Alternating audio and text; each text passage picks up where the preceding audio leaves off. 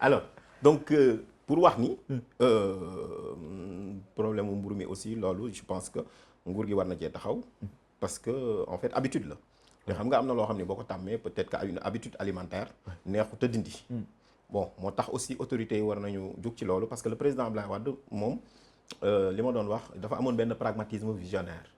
en fait il faisait rêver les Sénégalais. même bu doon wax goana bu doon wax fondé da doon wane sax moom fondé la doon ndékki yooyu yëpp amoon na solo quand même à un moment donné donc mboq mi tout ça ba nga xam ni parce que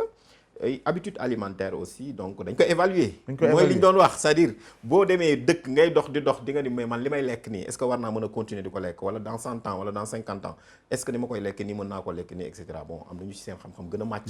voilà mais war nañ ci mën a wax mais du point de vue politique mën na ma jàpp ni nguur gi war na liggéey sur la stabilité sur la stabilisation des prix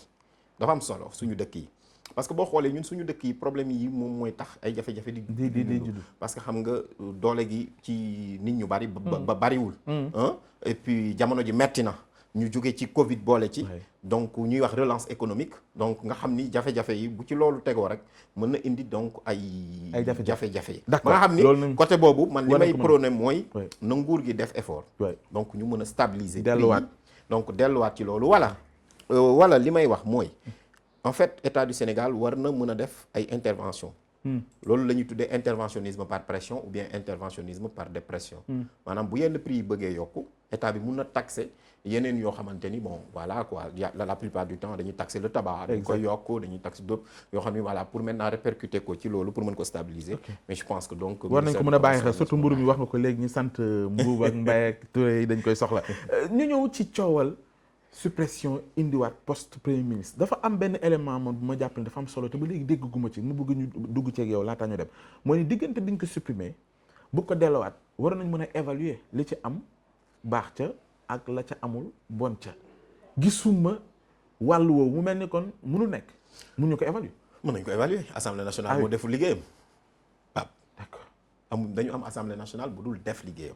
En réalité, les députés ont d'énormes prérogatives, mais ñoom ñoo ko bëggut a exercer. Ah oui. Oui ma wax la d'ailleurs Sénégal dafa amoon assemblée nationale depuis 1960 boo xamante ne ñaari fonction de contrôle rek la amoon.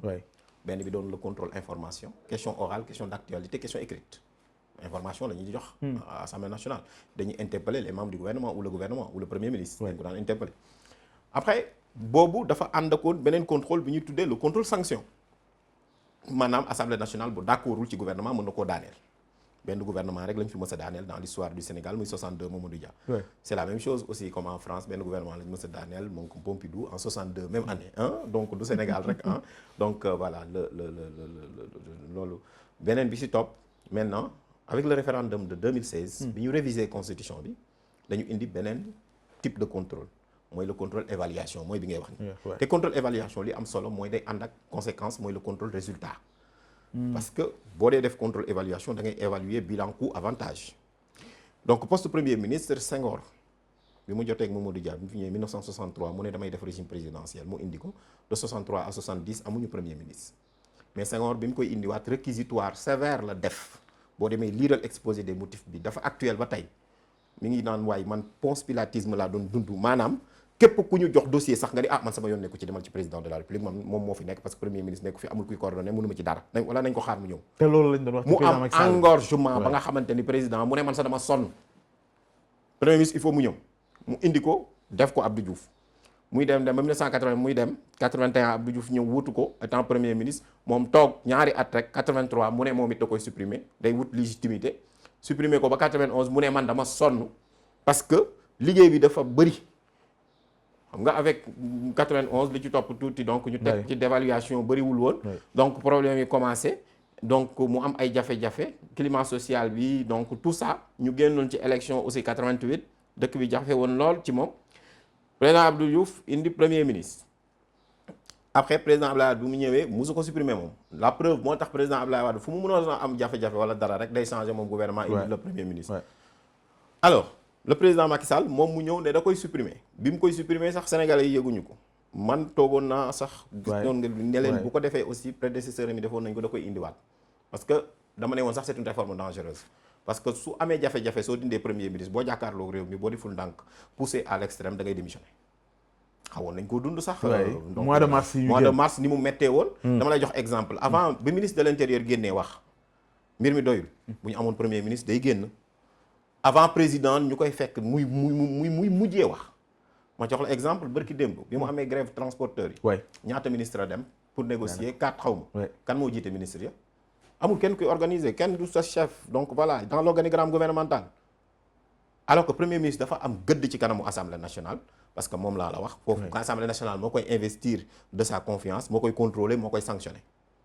et foofu noonu le premier ministre est à la tête d'une majorité mais aussi il est là en fait pour collaborer avec une minorité que l'on appelle l'opposition benn premier ministre dafa am gëdd ci kanamu président de la République parce que premier ministre moom tampon la bouclier la paravent la et puis day engager sa responsabilité parce que président de la République comme moom il est irresponsable politiquement premier ministre moo koy adossé suñu régime moo tax muy am contre-saint des décrets présidentiels premier ministre aussi dafa am gëdd ci kanamu assemblée nationale pardon dafa am gëdd ci administration parce que premier ministre mooy chefu administration kon nga xam ni donc kooku bu ma koy définir sax dama ni il est au centre de l'articulation de tous les pouvoirs et ces pouvoirs appellent tous les pouvoirs moo tax mu am solo ba nga xam ni premier ministre doo ko soofantal parce que système ak régime dafa am nu muy doxee nous avons des présidents très forts la plupart du temps ñoom la ñuy jéem a wax lu ñu wax ñu ne président kooku dafa bëgg mbir mi débat ba pare système yi Senghor bi mu koy wax dafa am solo Senghor dafa ne man dama bëgg ñu dem vers un système déconcentré laa indi woon il faut ñu décentraliser loolu moo ñu may sax li ñu am ak yées nii ci décentralisation bi ñu jëm ci élection yi nga xamante ni décentralisation dafa bokk ak désengorgement du pouvoir mais soo dindee premier ministre day am recentralisation te loolu day ñu waxoon sax recentrage resserré. oui c'est ça mais loolu problème la parce que mënoo def recentrage dans un système comme ça bu boobaa noonu en réalité fii ngay nekk mais doo xam li xew. kon tey ñun assemblée nationale cër bi mu waroon moo ñu waroon évaluer lii. da ko waroon évaluer débat bi ci loolu waroon nañu mën a am possibilité xam réellement ndax baaxoon na wala baaxul nangam wala baaxul mënoon nañoo évaluer ni nangam telle crise. est-ce que premier ministre bu fi nekkoon mënu ko def au moment où par exemple diggante bi ñaata yoon la fi président génn réew mi bi mu génnee réew mi ñaata problème moo am jafe-jafe ci réew mi fii nan la ñu def ba solutionner ko est-ce que baroon na ni ñu koy waxee est-ce que gaawoon na est-ce que premier ministre li mu fi nekkul amul lu mu fi indi mais beneen bi si topp aussi du point de vue financier ñu ne bi ñu ko dindee peut-être que voilà xaalis boobu noonu fan lañ ko reverser parce que dotation la am donc dotation boobu est-ce que servir na et cetera mais l'Assemblée nationale du Sénégal ne fait pas son rôle. L'Assemblée nationale du Sénégal dama koy wax tout le temps est dominée par les 3 L liturgie litanie ak léthargie. malheureusement te ñu ngi ci marathon budgétaire bi poste bi dafay ñëwaat dafa mel ni jëlaguñu en compte fourchette bi war a dem ci. muy lu doy waar parce que dafa war a am dotation donc loolu boo ko jëlul mooy on est obligé bu ñu nommer premier ministre après fin wu marathon budgétaire bi d'ici le mois de janvier wala février il faudra mu am loi de finances rectificative.